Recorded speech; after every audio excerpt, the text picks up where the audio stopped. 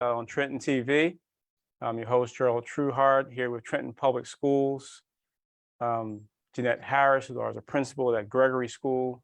Dr. Channing Conway is our assistant superintendent of elementary school division. We have a special guest, Gina Hernandez. She is the executive director of Child Wellness Institute of New Jersey. And of course, Denise Crease, our parent coordinator and homeless liaison and co-host for Trenton Public Schools here in the Trenton Public Schools District. Tonight, we have an action-packed broadcast for you tonight. This episode is sponsored by WIMG 1300 AM and WPHY Verizon Channel 28, airing on Tuesday nights at 7 p.m. on IMG 1300 AM and on WPHY Verizon Channel 28 at 11 p.m. on Thursday evening. And so I welcome all of our panelists to our conversation tonight around trauma-informed care and how Trenton Public Schools is supporting families and students and staff in our Trenton Public School District. Trauma is a pervasive problem. It results from exposure to an incident or a series of events that are emotionally disturbing or life-threatening with lasting adverse effects on the individual's functioning and mental, physical, social, and emotional and or spiritual well-being. So Dr. Conway, can you share with us how the Trenton Public Schools is addressing and supporting families and students around trauma-informed care and how trauma impacts the lives of students and families, and how Trenton Public Schools is addressing that issue? Absolutely. And first, I want to thank you, Gerald, or Mr. Trueheart, for just facilitating this forum, and Ms. Crease for bringing attention to this topic that is very, very important.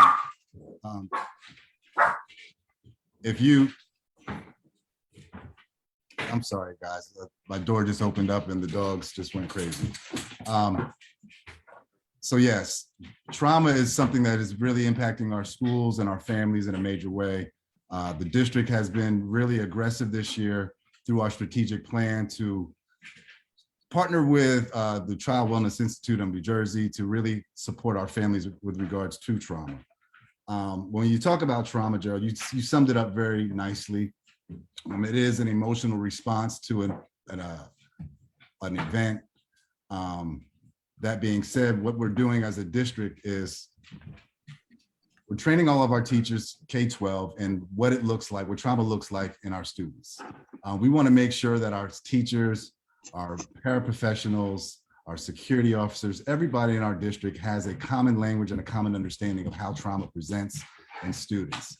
Oftentimes when we see kids that are misbehaving, we think that they're making a conscious decision to just act up. But what we don't know, or what we're learning now, is that students' brains operate in a fight or flight mode when they've been subjected to traumatic stresses and traumatic situations.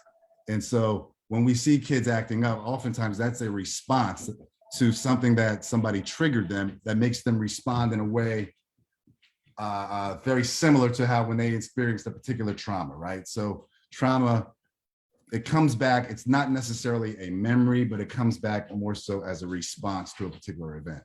And as a district, we are equipping our teachers, all of our support staff with the tools to be better situated, if you will, to address these things when they see these behaviors in our students. Gina, I'm sure you could probably add to that, Jeanette, as well.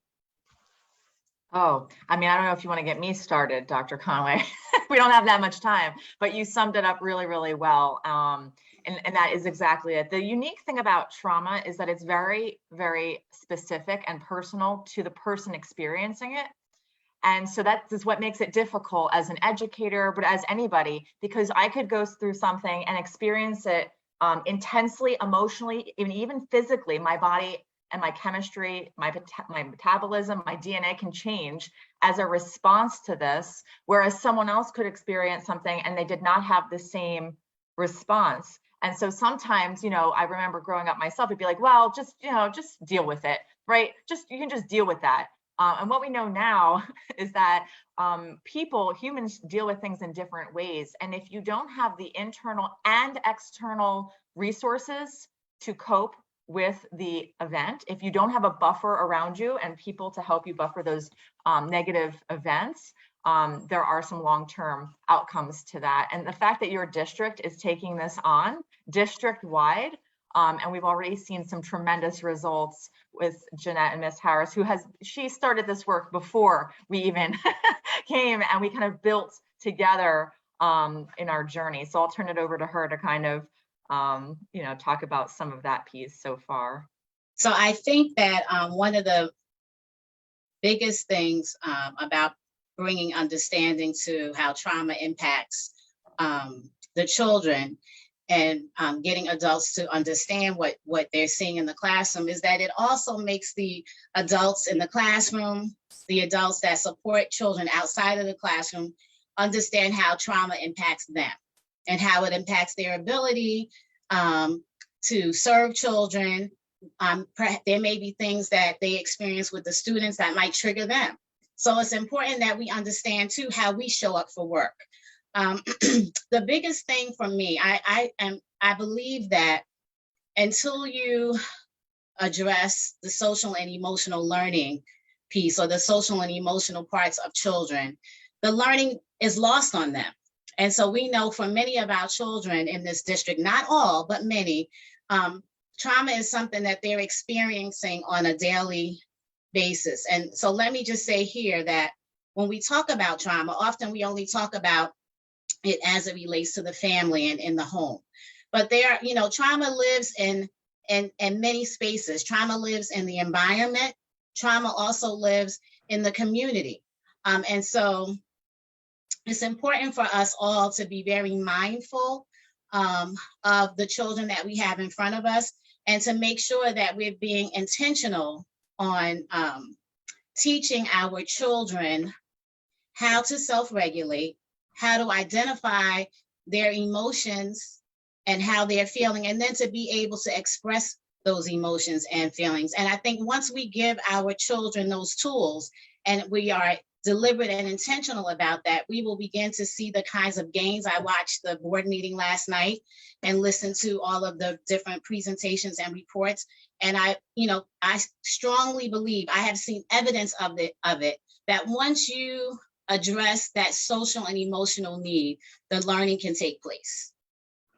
So we started the work with Gina almost 3 years ago, and have seen a tremendous amount of growth in my students. But to me, to see the tremendous amount of growth in my staff was amazing. It was a change of mindset. And so I don't want to monopolize all of the time, but we most recently had some conversation about how their knowledge and understanding of trauma has impacted their work and their practice as educators. And it was really heartwarming to hear them talk about the grace that they now knew that they needed to extend to the children, and the self-awareness, and checking their own trauma and how it was showing up in the classroom and dealing with the children. So, and of course, and most importantly, the increased levels of student engagement that we were able to see as a result of that very important need being met. So I'll leave it there. So Ms. Harris, can you expand a little bit on what are some of the exercises or strategies being used at the school in order to support this trauma-informed school environment? So one of the things that we, every week we teach the children a different strategy that they can use to self-regulate, or as we say, bring their minds and bodies from the red zone, which would be a mind that is not ready for learning. You might be angry, or out of control in a red brain, to the green brain that is a body and mind that's calm and ready to learn. So we practice a lot of deep breathing exercises with the children. In the classrooms, we have calm down corners where there are examples of deep breathing exercises and other activities that they could use to calm the mind and body. And we also engage them in some chair yoga activities as well. So we offer different strategies to the children And they tend to go to or use or rely on the one that they like the most. So we equip them with strategies so that they're able to self-regulate. But Ms. Harris is missing one of the marks that she also does in her school. She has, throughout her building, they have what they call sensory walks. And these Yes. are little pathways with decals on the floor that remind students what to do. They take a step. It might tell them, to think of a special place, breathe, take 10 deep breaths, so forth and so on. So the students know, and I've seen it in practice, the students know where to go to find those things that help them reset and get themselves ready, as Ms. Harris said, from red brain, put them back into green brain. And so, so we've also seen that being adopted across the school. In my travels, Ms. Harris presented at our administrative retreat. She shared some of those things with her colleagues across the district.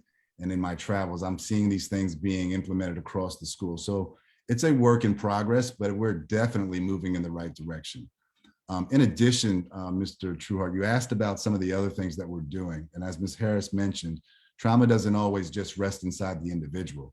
They could live in states of traumatic experiences. And so in their environments, so we're partnering with NJPSA as well with regards to the Healing Centered Engagement Initiative. And so what that is part of that process is involving the community, because we know that sometimes kids live in environments that cause toxic stress. And so we're partnering with community members so that we can re-envision and what that community supports would look like and how we can transform our school communities and not just our school buildings.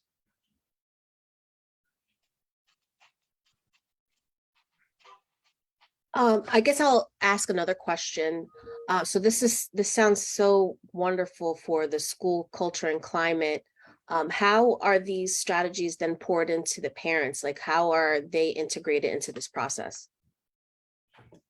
So Go ahead. Nope, you go so ahead. again, as I mentioned with the Healing Centered Engagement Initiative, there's a team, each school has a team. And so the parents are part of that team.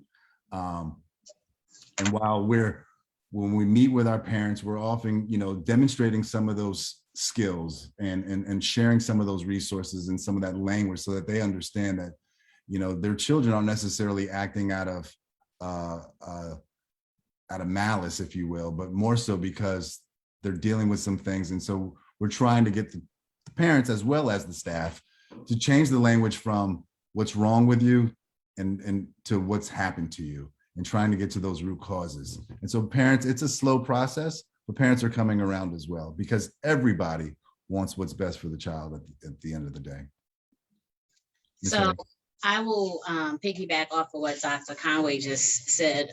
I think it's important to push trauma-informed practices, social and emotional learning outside the walls of the schoolhouse. I feel like the fact that we're focusing on this as a school district, and 10 years from now, 15 years from now, I think Trenton Public Schools, the city of Trenton, will look very different, because we're giving students coping skills that we didn't have as children, right? We're giving them the ability to manage themselves in stressful situations. And I've asked this question a number of times. I asked this question to my colleagues, and I'm going to ask this to you all here on this panel.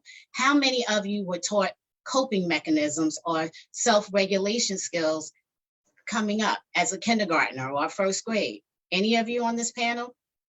None of us can say that. And so think about how different you may have maneuvered in personal spaces or professional spaces if you had been given coping skills at a very early age. And so I maintain that giving these skills, being intentional about this, will transform not only the school district, but the city of Trenton.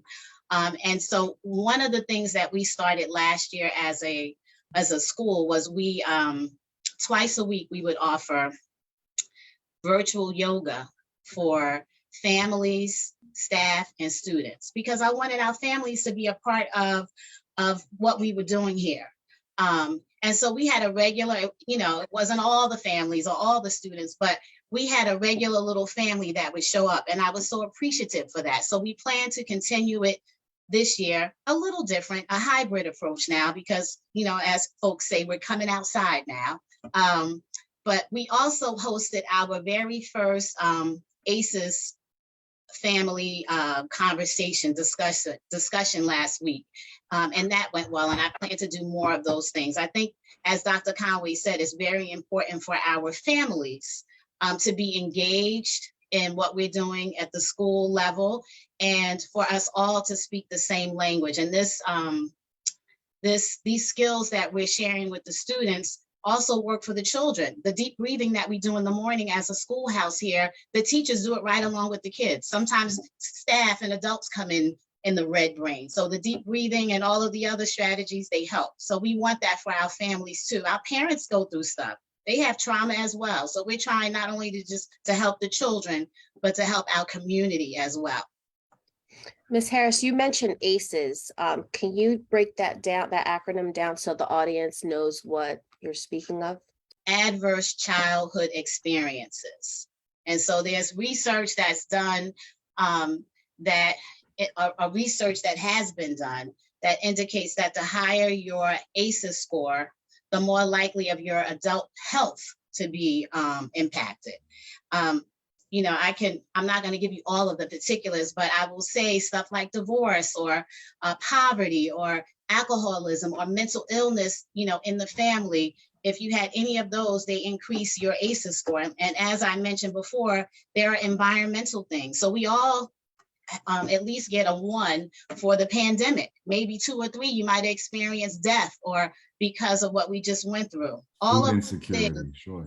Food insecurities, yes. So all of those things affect your ACEs score. And so there's a direct correlation based on this research to your mortality rate. The higher your ACEs score, the more likely you're to die at a younger age or have some type of chronic illness.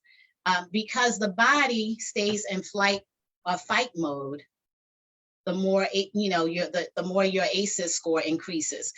There's a nice TED talk by Dr. Nadine Burke-Harris. If anyone has an opportunity to look at it, that is what I shared with the parents here last week. It's excellent. She does a great job of breaking down what adverse childhood experiences are and how they impact children, the development of the brain, all of those things. And if I could just add, one of the things that we do know is that with a child that has 3 or more ACEs is 4 times more likely to have developmental delays. And so 3 or more, and as Ms. Harris just mentioned, we'll all take a 1 for the pandemic. If there's violence in your community, that could be 2. And if you're living in Trenton, we know that there's violence in the community. Children with 4 or more ACE scores are 32 times more likely to have behavior problems in school. And so these are just some figures that we know off the top, but there are, if you go into the study, there are a lot more alarming statistics that you'll be able to see for yourselves. And that'll really help you to understand how important this work really is. I think one of the bigger pieces too that you've all done really well is taking a look at yourself. And that's the hardest thing to do as an educator, but also as a parent in the community, is we all walk around carrying our own things. We do. So the things that happen to us as children, we carry with us into adulthood. Not just in our brain, like, oh, in our memory, I remember these things. But once we start having conversations with parents about things that happened to us while we were growing up, how we were parented, right? How we were spoken to, how we were made to feel as we were growing up, and the adverse childhood experiences can be part of it as well. Once we all start being honest with each other about like what we're carrying, you start to realize we're all human and we're all carrying some stuff. And that connection can be really, really healing, but also can help you be a better parent. Because once you realize the reason I react this way when my child does this, right? Why I get so infuriated so fast is because of X, Y, and Z. When you start to have conversations like that about yourself, you put yourself in check sometimes and you're like, whoa, but it also helps make change. It makes change in how you parent, but also how you connect with other people in your community. and other people inside the school and outside. So one of the first things that we had done with Ms. Harris's group is looked at ourselves, right? Looked at what are we bringing into the door when we are in the classroom, because when you carry your own things and you're starting your day off having the worst day ever, no patience, at the end of your rope, and so, so much is happening in your life, and this, you have all this stuff that you're carrying with you. And then a student presents with something that's challenging. How you react to it versus responding to it is the key, right? It's the key to everything. So if you react in a way that's like, what are you doing? What's the matter with you? Sit down. What? Right? That is not trauma informed.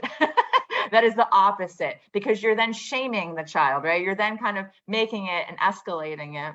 But when I watch the educators now kind of say, oh, like what's happening, right? And the educator first is like, where am I at? Let me be in my green brain first so that I can share my calm with this student that might be struggling.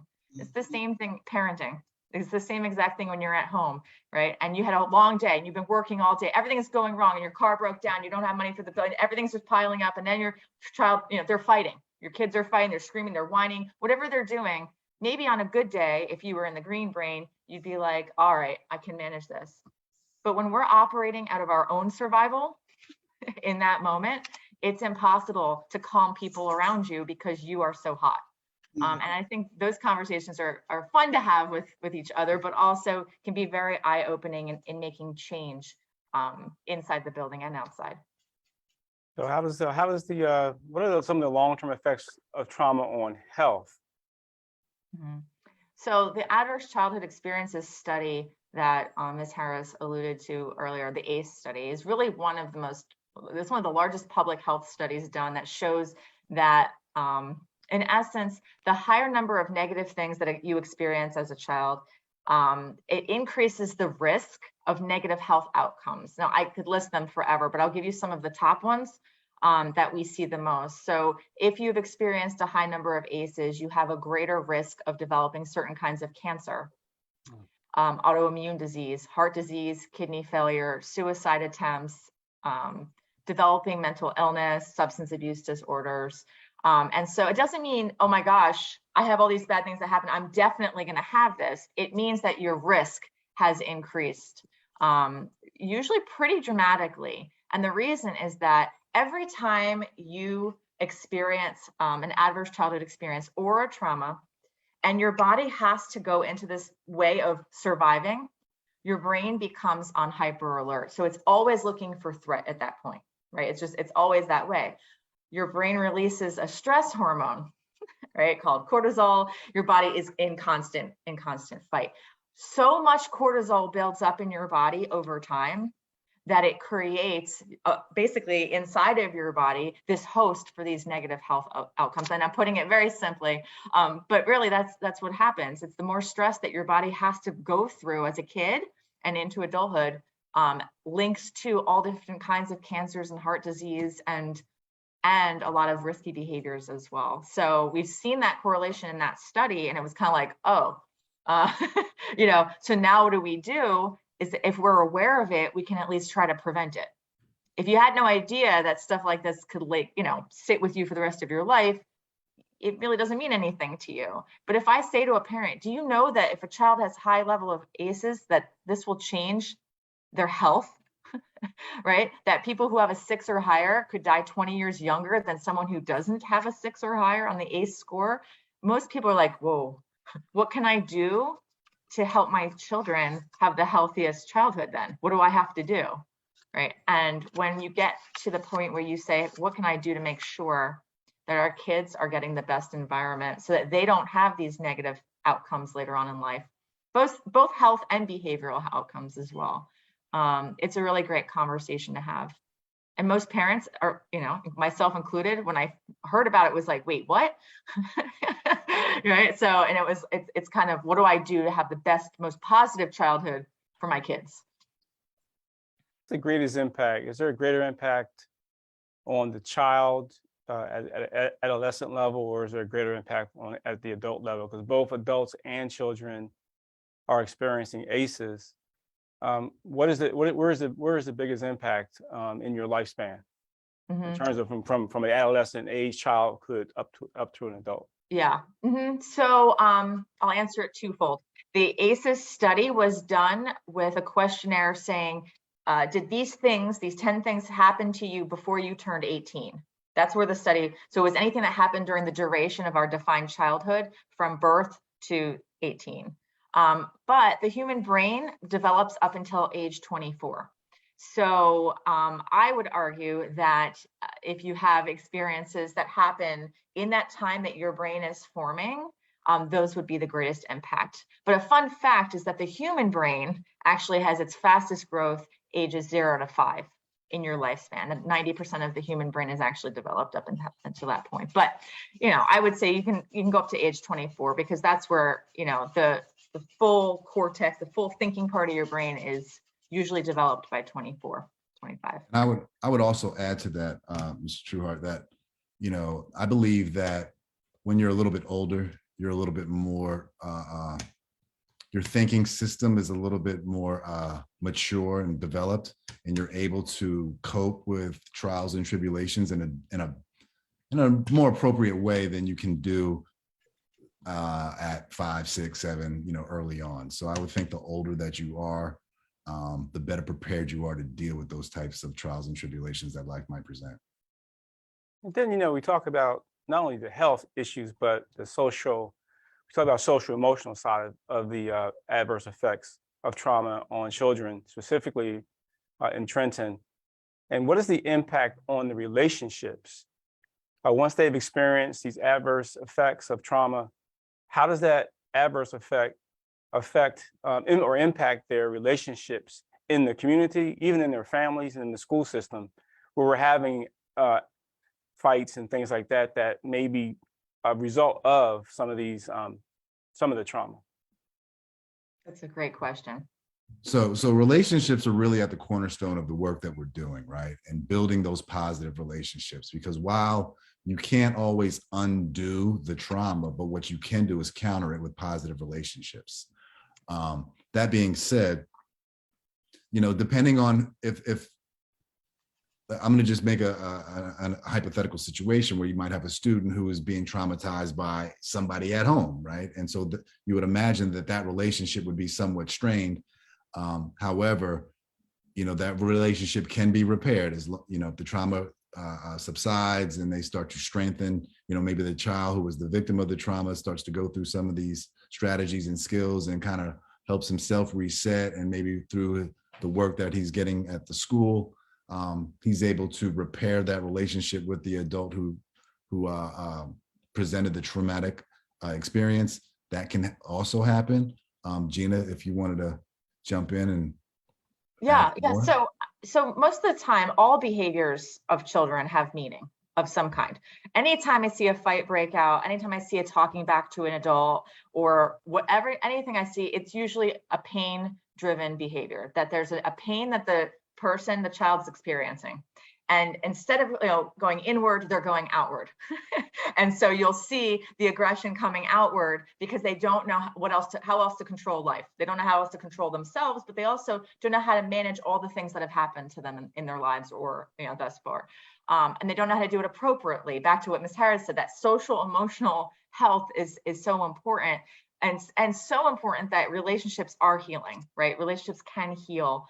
So what we do see is a lot of pain-based behaviors, right? That students and people, we do it too, adults do it too, we carry it with us and then we unleash, right, on someone else in a social setting. And sometimes it might seem unprovoked, but it's usually not. It's usually there is something that has triggered, but we might not always know upfront what it is. And the other thing I will say is that most adverse childhood experiences are relational events. So if you look at the study that Ms. Harris referred to, it's really about physical abuse, emotional abuse, neglect, mental illness of a parent, substance abuse of a parent, etc. When you think about it, if the person who was supposed to take care of you inflicted abuse or neglect on you and or is not giving you a healthy relationship, that's how you see the world.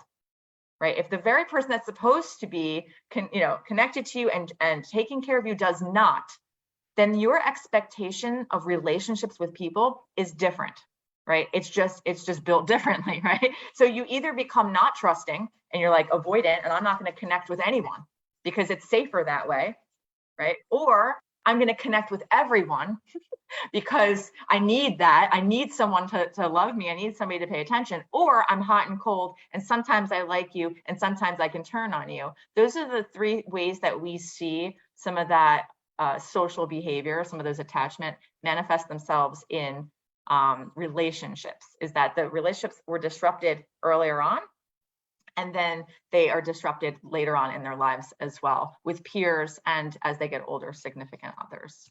So that tends to be the trend. Sorry, Ms. Harris, I don't know if you had something you wanted to jump in on for that. No. So that's what we see.